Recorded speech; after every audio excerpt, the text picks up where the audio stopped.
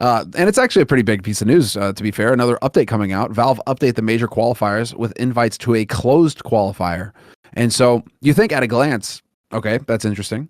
This is going to be, there's going to actually be invites going out to try and get some of the bigger name teams, because maybe Valve are understanding that they actually need to try and make sure that some of the bigger brands get in to guarantee viewership and guarantee fan engagement and all that for a major, and that they maybe shouldn't just be trying to survive these insanely cutthroat online qualifiers, so you don't get a G2, one of the top 4 most viewed teams out of the year, not making it to at least, deeper into the tournament. So already it looks like they're trying to take steps in that direction, which is really interesting. So good on them. Previously, teams entered the RMRs, and I'm reading this off of the blog post that was put out by CSGO.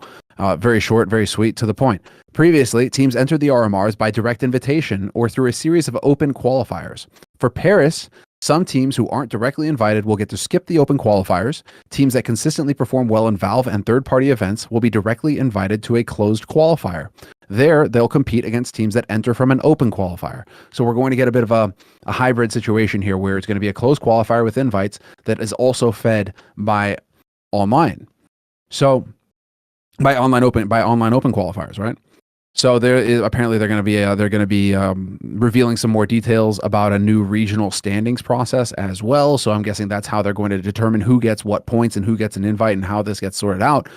But the big takeaway from this is this would either involve Valve having to set up their own ranking or rating system, or they will have to endorse a third parties, which is something they've held off of for a long time, which is why we have the format we do at the majors, because it's just like, oh, you play on the day. It's because they don't want to use HLTV or ESL's ratings to reseed or anything like that. They don't want to endorse a third party. But now Valve are putting themselves in a position where they might have to either own one themselves or do just that, endorse an HLTV or endorse an ESL by using theirs to sort out the rankings and the results. What's your initial take off this? Because I know we got to follow up here with Sponge and Blay, but just in general, problem is, because I have experience from other esports, like if you know the way they did it in Dota, essentially they just took control of who could have the events and sort of were like, right now, children, stop fighting. I'm going to give you this event in March, and then you get this one in May, and then he gets this one in June, and you get this one in August, and then here's when the major is, and then here's when TI is, right? Everyone agreed to do this. And so basically what they did in Dota was all the big tournaments give like a certain amount of points, and it's just a point system like the ATP in tennis. You go to the events, you get your points. If you get to whatever, I think it's like top 12 or something, you get your invite to TI. Otherwise, you have to go through the regional qualifiers, or if you change your lineup and you lose your points, you have to start over again, which sometimes people do. Like famously, I think OG or something that year when they won in 2018 gambled, and like because some players left, they had to like make a new squad and backed all the way to the TI title or whatever. So the thing is, I would suspect that's more what it'll be like, Semmler. Like I don't think personally they'll do what I want, which is just basically take the HLTV ranking, take the top whatever 16, invite them, and then as I say, like bring other people through the RMR. I think they'll probably do it more like they'll just pick out all the big events in the scene that count, ESL, Blast, maybe one or two others sneak in there, and they'll just make a list of points. And look, the good news is this: I actually don't think it can be worse than what we have now. I actually think direct qualification only mixed with online qualifiers mixed with VO1 RMRs is the worst possible system. So any system that at least like ensures that, for example, because remember, no matter what ranking system you use, like FaZe Clan, for example, would have been invited. Na'Vi would have been invited. So the good news is I actually think as long as, and even a scuffed version of this should actually be better than what we have now, in my opinion. So I think it'll be good. It does seem like a step in the right direction. What's interesting is that Valve have been vocal in the past saying that they don't want to run experiments over, that's why CSGO have been doing things differently than on the Dota side of things, is because there's two different developer groups, and it's also there is like internal pressure from the Dota guys trying to get the CS guys to do what they want. But the CS guys have really been trying to do their own thing with the CS side of things. But it does look like maybe, I don't know if this is internal where the Dota guys are saying like, you should really do it this way, and the CS guys are finally going along with it, or if it's the other way around where the CS guys are like, hey, that actually looks like it's working over there. Maybe we'll try and pick and choose and take some of your strategies over there and use them here in our side of things. But it looks like there is some progress being made on the Valve side of things, at least to try and improve the major cycle. So that's interesting. Like that's actually a little bit of backstory, a little bit of information from behind. Sorry, my nose is really itchy all of a sudden. All right. But just to add on to that, though, was this just outrageous thread coming in between Blais and Sponge, where, and fair enough, like Blais actually points out what I initially thought as well when I saw this, which is okay, so it's what we've been saying for a while, right? ESL have essentially got a monopoly now in Counter-Strike, because they take up 80% of the calendar, and then the other 20% is Blast, and there really isn't any room for anybody else to run anything significant, which is why Star Series have dropped out. Like, everybody else has dropped out. Star Series, Epicenter, PGL, like nobody else runs anything. DreamHack are now a part of ESL, so they're ESL. Face It, now a part of ESL. So once again, they're ESL. Even if they were to run something, it would still be ESL running it. So ESL basically has 80% of the calendar, although Flashpoint isn't even a thing anymore. So no point really mentioning Face It. That's been shut down for whatever reason. But like, so ESL essentially is like 80% of the calendar, and then you get Blast that kind of squeak in there with their 60 broadcast days. Like wherever they can fit.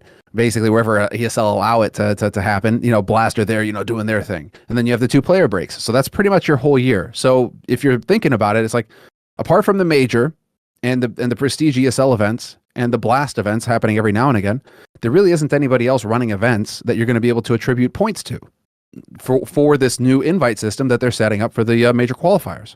So Blais, wants to point that out, saying kind of not fair for teams who aren't a part of the ESL Blast franchise. I mean, sure, they could technically qualify for them, but this does seem biased to the bigger orgs. And so, fair enough, right? I mean, if you're a part of the Louvre agreement, it's what we've been talking about for ages, where if you're a part of the Louvre agreement, that's it, you're in the party. If you're not, you better hope you're on Blast, because if you're not on Blast, then you're outside in the cold looking in through the window. It's snowing on you, and it's that meme from Doctor Who where you're getting rained on and you're just crying in the rain. You're not really going to be doing anything in CSGO. It's my problem with this back and forward, basically. Okay. Semmler, it goes like this. And the link, if you want to see the thread, it's all going to be in the description, so you can check it out there. Basically, all Chad does is just sort of take a for neutral position of like, but no one said that. But how could you know that? But how can you even speculate that? But your speculation could be damaging. He's taken this position. But here's the problem with that, Semmler. He's trying to have his cake and eat it. Because if I made a separate attack point on Twitter and I said, for example, like, oh, it's fucked up that ESL has partner teams even, in doing so, that makes the league biased and they're going to get more spots. He would, I would assume, be one of the people who'd be like, but that's the nature of the business, you need to have these partnerships with the right teams. You need to ensure that they get the right rev share and that they get enough like exposure and all this jazz, and that'll actually build a healthier scene and all the rest of it. Because here's the problem I have with this topic, right, Semmler, and I've noticed this trend very commonly in esports. If someone doesn't bring any attack of their own, they're intentionally hiding their intention, their what they care about. So if Chad actually had a point which he knows that ESL isn't going to do that, and that it's going to be some totally open circuit that'll avoid you having to be a Louvre agreement team or a Blast partner, he'd just come straight out and say that. He'd go, that's not at all what's going to happen. I don't think that would even be good if it did happen. I want it to be totally open. Instead, what he's doing is sort of just being like, yeah, because no one said that, then like maybe we should all just assume nothing. And it's like, actually what you're saying is correct, Semmler. The actual assumption that Blais made is entirely logical unless Valve is going to completely retool the entire circuit. Because with the current way it works, best example ever, by the way, would be someone like Outsiders. Outsiders is only going to be playing at the Blast World Final because they won the major, and that gets you a spot to the Blast World Final. It doesn't matter that they're the number one team in the world now. They are only at that tournament because they're not a partner team of Blast because they won this major. So if they'd have come second in this major, guys, they wouldn't be at Blast World. So how if then Blast World Finals ends up being something that counts towards points that gets you into a major? How do the people who are the current reigning major champions get the points? They're already an example of where they would be themselves disadvantaged going towards if they'd have come second or third at the major and didn't get the automatic slot. So the problem is, like, essentially, as far as I can tell, this is almost like politics, Semmler. Blair's just arguing reality and what's currently going on. And Chad's going like, yeah, but technically, abstractly, we can't really know what Valve might do. And all he's also using weird angles, by the way. Like, what about how Valve's behaved in the past implies that they would do it? Like, I'm not friends with Valve, Chad. If you are, by the way, homie, stop talking so vaguely. Just let me know what Vista Valve does think and what their plans are. Because all I can do is speculate. Valve doesn't talk to me, the community. And also, I've never found anything with a track record of how Valve behaves to imply that you can guess what they're going to do next. They seem like one of the most inscrutable game devs I've ever come across, Well, they don't have any communication to the outside, apart from memes on their Twitter, that they've started doing.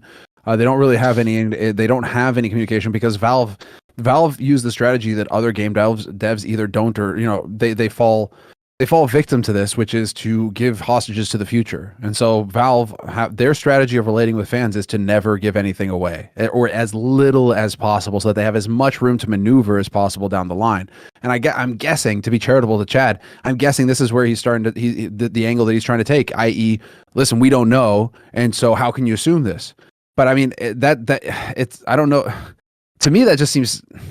I don't want to say. I think I know why he does dishonest. It. Is it being dishonest? Are you being willfully dishonest because you're ignoring what's obviously in all of our faces, which is that, well, if you're not in ESL and you're not in Blast, you're not playing. So where else would they get events? Like, here's the thing. I don't think he's directly being dishonest. I would say disingenuous is what I would say the term is. Here's why, Semmler, because I've been in Chad's position. If people don't know, when I used to work with ESL, I oftentimes disagreed with the public of their opinion about ESL. And here's why. Because someone from ESL who's an exec usually gave me more insight. Like, they told me, like, well, I know it's going to seem like this way, but actually that's not the way we're doing it. Like, we're running it this way and we have to do it for these business reasons. The problem Chad has is this. He's obviously friends with all those people. So in theory, if those people are telling him this, he's sort of trying to offset like what he thinks are harmful narratives. But one, that means he has info we don't have. Well, if you have the info, go ahead and tell us, homie. And two, this also does look though like you are doing directly, just running interference for ESL. Just looks like that. It's obvious, isn't it? This is that, and that's really the key point, is that if you have outside information like that, if you have information that's not available publicly, then you shut the fuck up.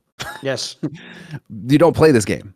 It's not like, you and I have been around for a while. It's not like we haven't had shit that hasn't been known publicly either, but you're not out there tweeting in a weird sideways way to like make it seem like you know more than you actually do or whatever. Like, you just don't behave that way. I don't know. It's just weird to me. So like, that's what really, like, it was like like nails on a chalkboard or something when I saw this tweet where it was like, it just caught me aback. It does really seem like it's coming from a weird place. So it just looked bad. And here's why it was a bad look, guys. Because I actually generally find Chad Sponge to be one of the best community figures we have in CSGO. He actually usually has a pretty good tone. He doesn't get as triggered as some of the rest of us. I know he does on minor with shit. The players. Like minor shit like flights, he obviously does. But I mean, like serious topic. He actually seems like he really cares about the health of the game and the scene and all the rest of it. And by the way, that's even with having obvious like slight conflicts of interest with ESL and people he's worked with in the past. But even so, he seems like a very fair person. So I just found, the thing I found maddest about this back and forth, Semmler, was, I know he might have just been in a bad mood or something, but like, it seemed like he was going a bit hard at Blair. Like, come on, mate, you can surely like just chill a bit. Like, look, I do say that as someone who does argue very hard myself online, but fucking hell, that he went like 0 to 60 right on the gate there, didn't he? Like, the fuck, like as soon as that line goes, like the damage is already done. Like, it's a tweet, cocksucker. Wind your fucking neck back in. I've done a tweet. There's no fucking damage done, homie. Calm down. Settle the fuck down, Chad. Settle down. Well, or we're gonna have to send you back to the fucking hole, Australia, as we call it. No, whatever. You just keep. Coralho. All right. Enough. So let's. I think that's probably a good time. Like, that's a good point to wrap it up. Yeah, the joke is, no wonder Chad loved fucking the IEM in Brazil. He heard, we're going to have an event in some like mega hot country filled with thousands and thousands of dangerous creatures that want to kill you. I mean, fuck, we're in Rome. Yeah, home sweet home. Exactly. Takes care of that nostalgia. No problem. Exactly. Yeah. That homesickness. Back to the penal colony. Okay. See more cool, funny, interesting clips based on topics from my content? Well, subscribe to this channel then, or, be a pleb and don't.